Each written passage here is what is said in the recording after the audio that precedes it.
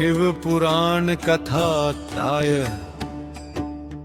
ऋषियों ने बोला, सुत जी, अब आप अतिशीघ्र हमें वह सदाचार सुनाइए जिससे विद्वान पुरुष पुण्य लोकों पर विजय प्राप्त करता है।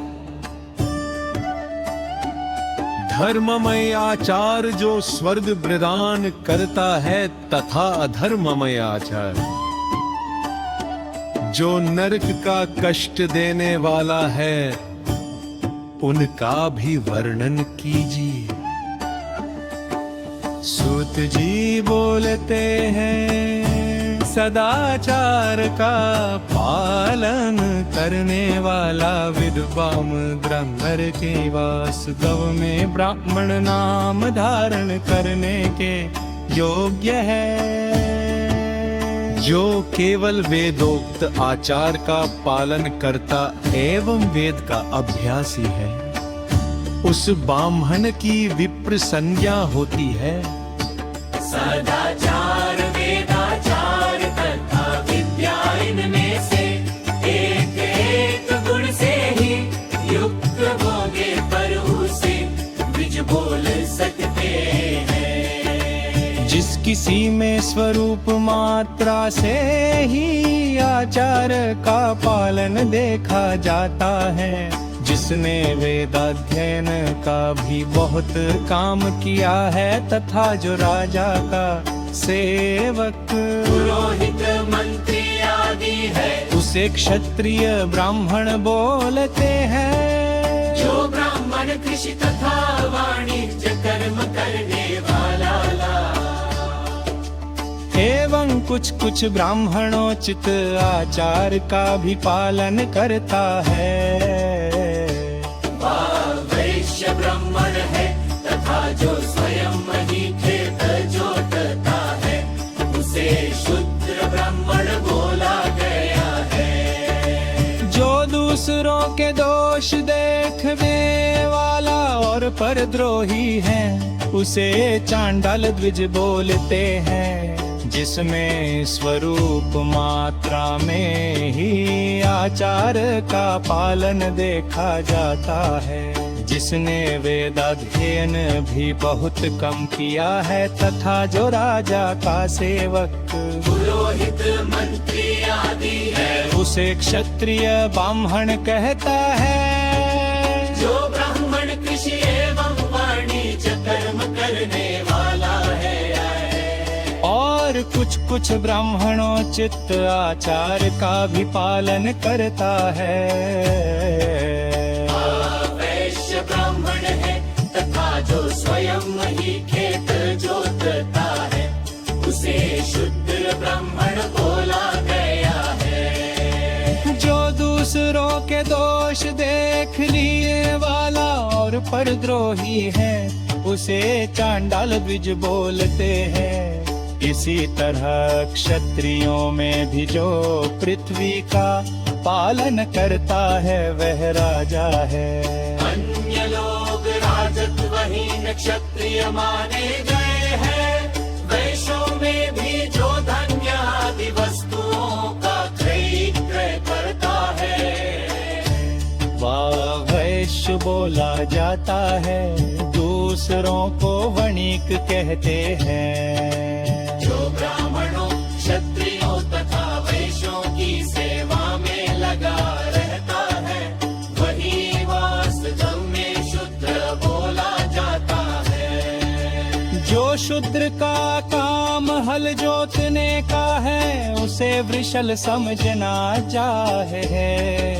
सेवा शिल्प और दर्शन से भिन्न वृत्ति का आश्रय लेने वाले शूद्र दस्यु बोले जाते हैं। इस सभी वर्णों के मनुष्यों को चाहिए कि वे ब्रह्म मुहूर्त में उठकर पूर्वाभिमुख हो सबसे पहले देवताओं, फिर धर्म का अर्थ का उसकी प्राप्ति के लिए उठाए जाने वाले क्लेशों का तथा आय और व्यय का भी चिंतन करें। रात के पिछले पहर को उष काल समझना चाहिए। उस अंतिम पहर का जो आधा या मध्य भाग में आता है उसे संधि काल बोलते हैं। उस काल में उठकर बीज को मल मकर आदि का त्याग करना चाहिए।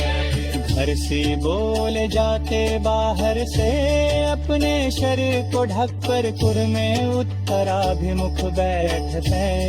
मल मूत्र का त्याग करे। यदि उत्तराभिमुख बैठने में कोई रुकावट हो तो दूसरी दिशा की ओर मुख करे। जल अग्नि ब्रह्मण आदि तथा देवताओं का सामना करके नहीं बैठे। मल त्याग करके उठने पर फिर उस मल की ओर नहीं देखे। तदनंतर जलाशय से बाहर निकाले हुए जल से ही गुदा की शुद्धि करे अथवा देवता हो। पितरों तथा ऋषियों के तीर्थों में उतरे बिना ही प्राप्त हुए जल से शुद्धि करे। गुदा में 7, 5 या 3 बार मिट्टी लगा कर उसे धोकर उसकी शुद्धि करे। लिंग में ककोड़े के फल के बराबर मिट्टी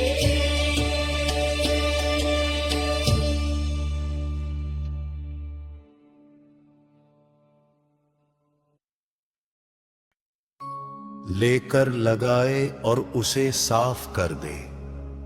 परंतु गुदा में लगाने के लिए एक पसर मिट्टी की आवश्यक है। इसके पश्चात उठकर अन्यत्र जाए और हाथ पैरों की शुद्धि करके 8 बार कुल्ला करे। जिस किसी वृक्ष के पत्ते अथवा उसके पतले काष्ठ से जल के बार दतुवन करना चाहिए, उस समय तर्जनी अंगुलिका प्रयोग नहीं करे।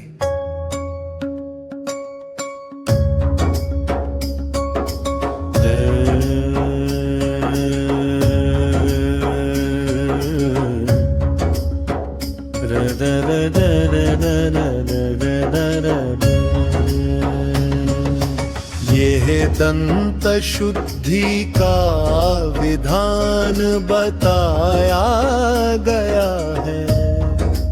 तदनंतर जल संबंधी देवताओं को नमस्कार करके मंत्र पाठ करते हुए जलाशय में स्नान करें।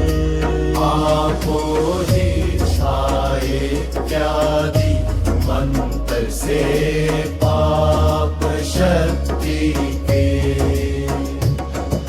सिर पर जल छिड़के तथा यस्यश्याय इस मंत्र को पढ़कर पैर पर जलक छिड़काव करे। इस क्रिया को संध्या प्रोक्षण करते हैं। आपो हिष्प्राणि ज्ञाति मंत्र में भीतर जाए हैं और मस्के कृचा में तार छंद के देवदीन चरणों में विभाजित किया इनमें से रथम ऋचा के 3 चरणों का पाठ करते हुए क्रमशः पैर, मस्तक और हृदय में जल का छिड़काव करें। दूसरी ऋचा के 3 चरणों को पढ़कर क्रमशः मस्तक, हृदय और पैर में जल का छिड़काव तथा तीसरी ऋचा के 3 चरणों का पाठ करते हुए क्रमशः हृदय, पैर और मस्तक का जल से प्रोक्षण करें। इसे विद्वान पुरुष मंत्र स्नान मानते हैं। रातः काल सूर्यश्वमा मनुष्व इत्यादि सूर्यानुवाक से तथा सायंकाल अग्निश्वमा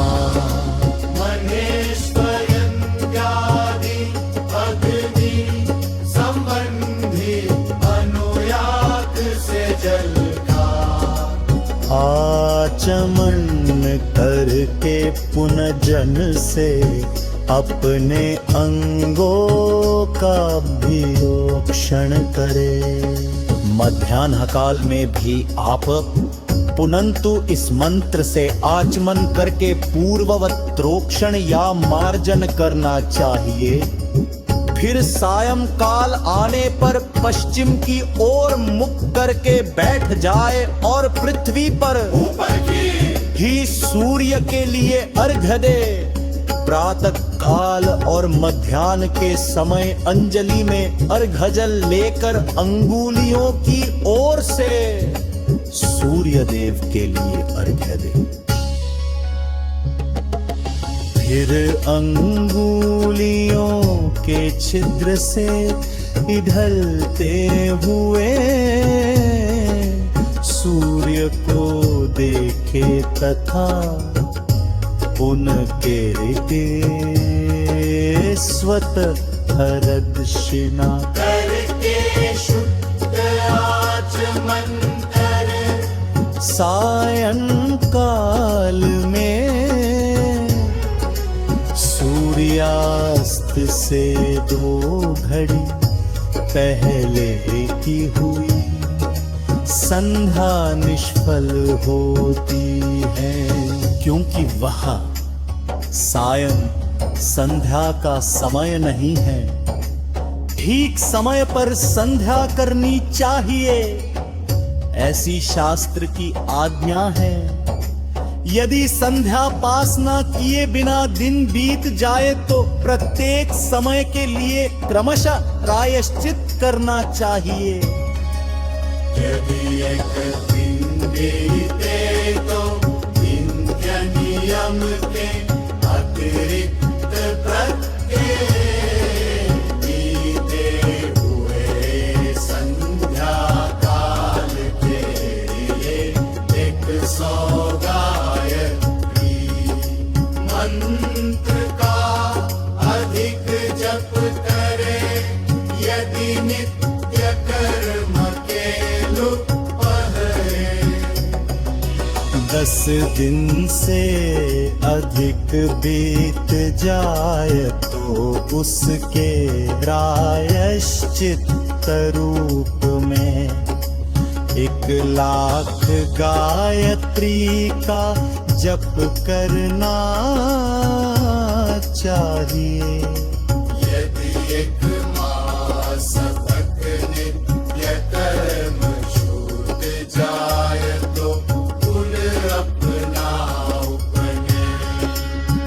संस्कार कराना चाहिए। अर्थ सिद्धि के लिए ईश गौरी कार्तिक विष्णु ब्रह्मा चंद्रमा और यम का था, ऐसे ही अन्य देवताओं का भी शुद्ध जल से तर्पण कर, फिर तर्पण कर्म को ब्रह्मार्पण करके शुद्ध आचमन करे।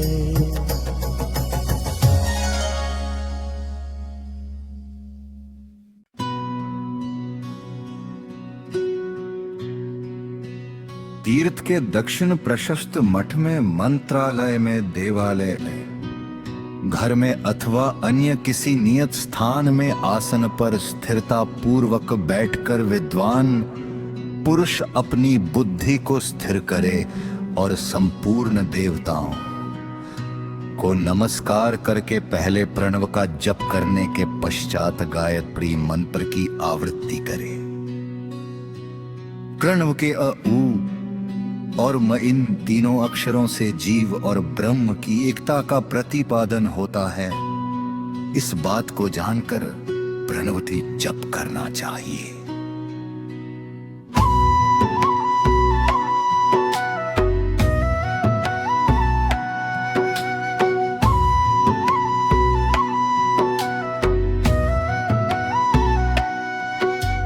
जप काल में हम तीनों लोगों की सृष्टि करने वाले ब्रह्मा,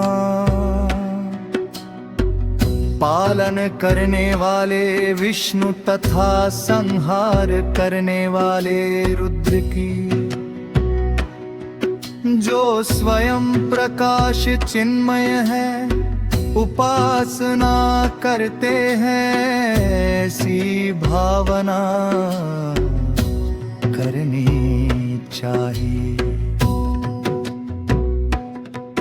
ये ब्रह्म स्वरूप ओंकार हमारे कर्मेंद्रियों और ज्ञानेंद्रियों की वृत्तियों, मन की वृत्तियों एवं बुद्धि वृत्तियों को सदा भोग और मोक्ष प्रदान करने वाले धर्म एवं ज्ञानेंद्रिय और प्रेरित करे। प्रणव के इस अर्थ का बुद्धि के द्वारा चिंतन करता हुआ जो इसका जप करता है वह निश्चय ही ब्रह्म को प्राप्ति करता है, अथवा अर्थानुसंधान के बिना भी प्रणव का नित्य जप करे। इससे ब्राह्मणत्व की पूर्ति होती है। श्रेष्ठ ब्राह्मण को द्वितीय दिन बात का 1,000 गायत्री मंत्र का जप करना चाहिए।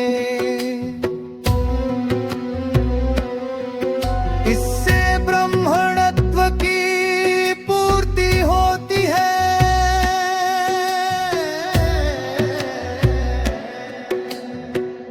मध्याह्न काल में 100 बार और सायंकाल में 28 बार जप की विधि है। अन्य वर्ण के लोगों को अर्थात क्षत्रिय और वैश्य को तीनों संध्याओं के समय यथासाध्य गायत्री जप करना चाहिए। शरीर के भीतर 6 चक्र है मूलाधार, स्वाधिष्ठान, मणिपुर, अनाहत, आज्ञा और सहस्त्रार। इनमें मूलाधार से लेकर सहस्त्रार तक 6 स्थानों में क्रमशः विद्येश्वर, ब्रह्मा, विष्णु, ईश, जीवात्मा और परमेश्वर स्थित है। इन सब में ब्रह्म बुद्धि करके इनकी एकता का निश्चय करे और वह ब्रह्म मैं हूँ ऐसी भावना पूर्वक प्रत्येक श्वास के साथ सोहम का जप करे। उन्हीं विद्येश्वर आदि की ब्रह्मरंध्र आदि में तथा इस शरीर से बाहर भी भावना करे।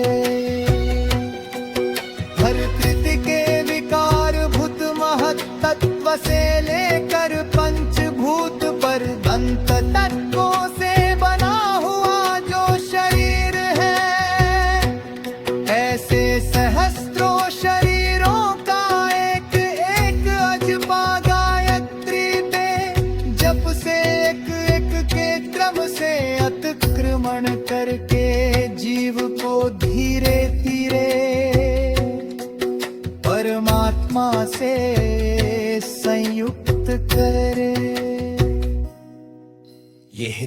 का तत्व बताया गया है। 100 अथवा 28 मंत्रों के जप से उतने ही शरीरों का अतिक्रमण होता है।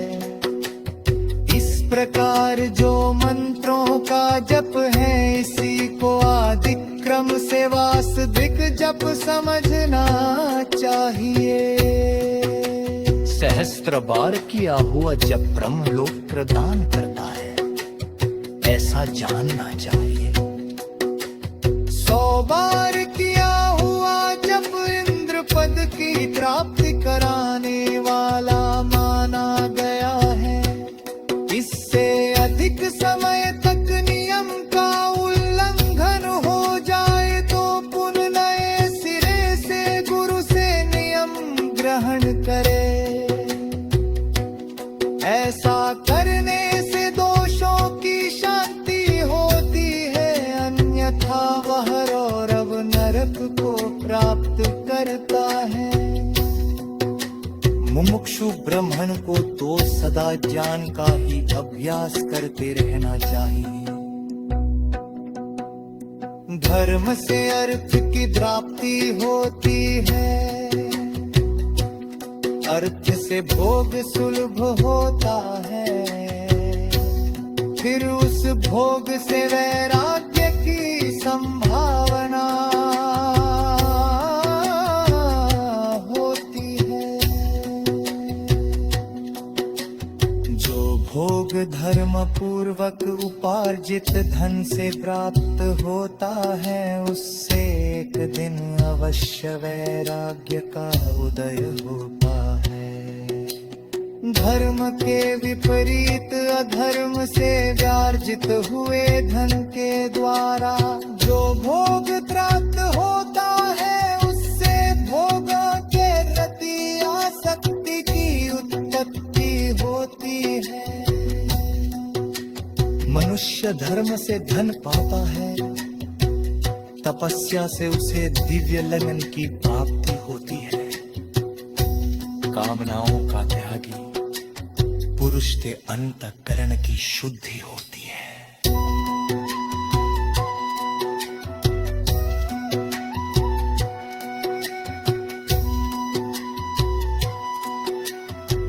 इसमें संशय नहीं है कि उस शुद्धि से ज्ञान का उदय होता है। सत्ययुग आदि में तप को ही प्रशस्त कहा गया है, किंतु कलियुग में द्रव्य साध्य धर्म को अच्छा माना गया है। सत्ययुग में ज्ञान से, त्रेता में तपस्या से और द्वापर में यज्ञ करने से ज्ञान की सिद्धि होती है, परंतु कलियुग में प्रतिमा की पूजा से ज्ञान का लाभ प्रदान होता है।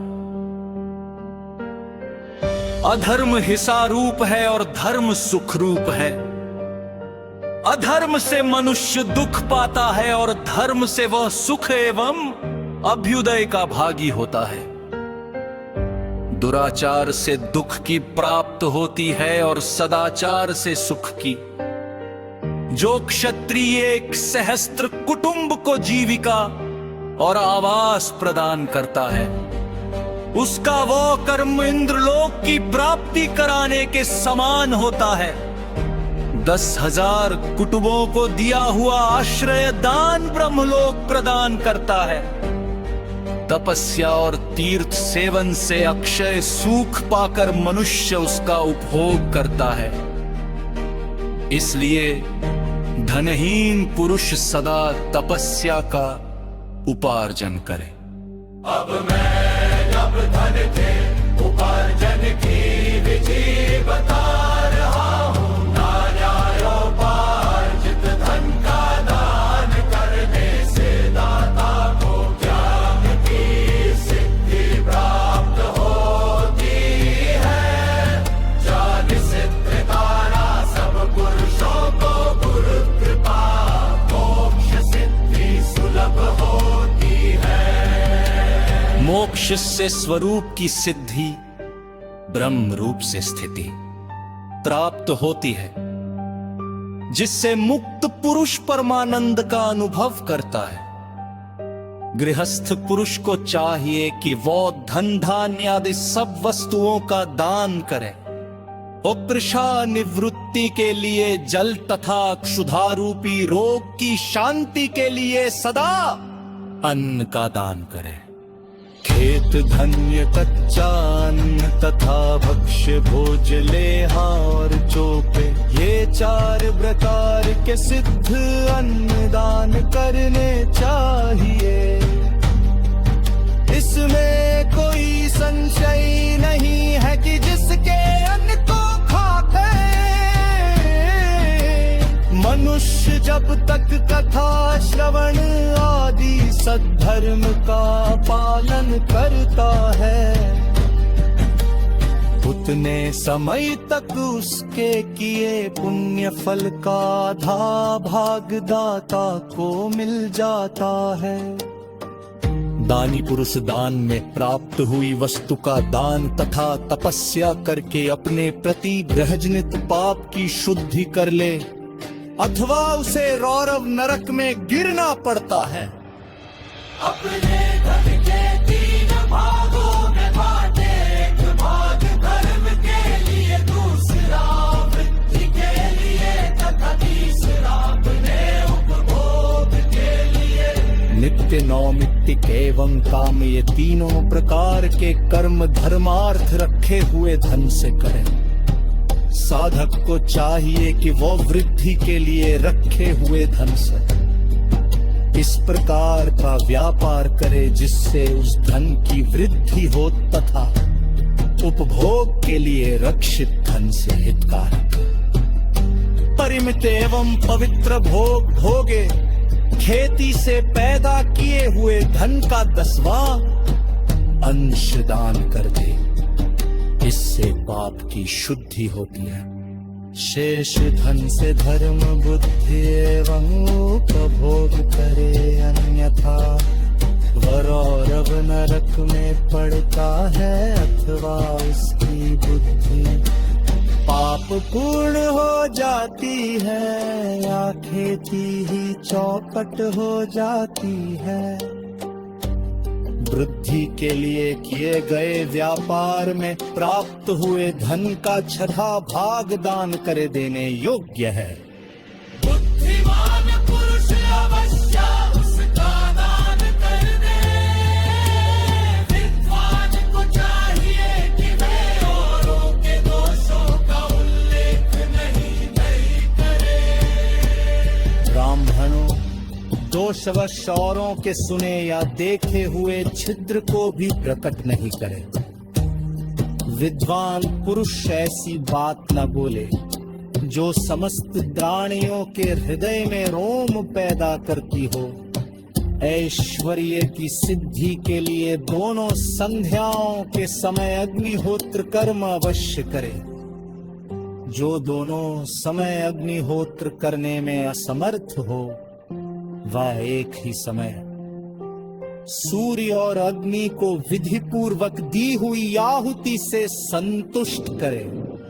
चावल अन्य की फल तंत्र तथा निश्चय इनके द्वारा विधि पूर्वक स्थाली पाक बनाए, तथा यथोचित रीति से सूर्य अग्नि को अर्पित करे।